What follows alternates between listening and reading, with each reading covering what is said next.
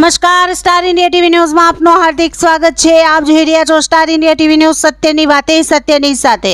જાલોદમાં મોસીને Azam mission દ્વારા બીજો સમૂહ નિકાહ સફળતાપૂર્વક યોજાયો। જાલોદમાં 4 મે 2025 મોસીને આઝમ મિશન જાલોદ દ્વારા રવિવારના રોજ બીજો સમૂહ નિકાહ વિધિવત રીતે આયોજિત કરવામાં આવ્યો હતો। આ સેવાભાવી કાર્યક્રમ સવારે 10 વાગ્યાથી સાંજે 4 વાગ્યા સુધી ચાલ્યો હતો, જેમાં 12 ગરીબ અને જરૂરતમંદ યુગલોએ નિકાહ બંધન ગાંઠ્યું।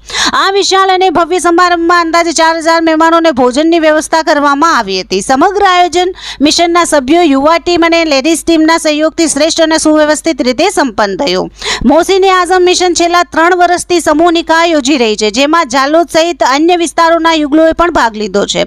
દરેક દંપતીને ગ્રહગ્રસ્તીનું સંપૂર્ણ સેટ, કુરાન શરીફ, મુસલ્લા, પલંગ, ગોદડા તેમજ દુલ્હનને ચાંદીની પાયલ ભેટ રૂપે આપવામાં આવી હતી। નિકાહ સુન્ની જામા મસ્જિદના ઇમામ દ્વારા પઢવાયા હતા। આ કાર્યક્રમમાં દરેક સમુદાયના લોકોની ઉપસ્થિતિ રહી હતી, જે સમાજમાં એક અને ભાઈચારાનું પ્રતીક બની રહી।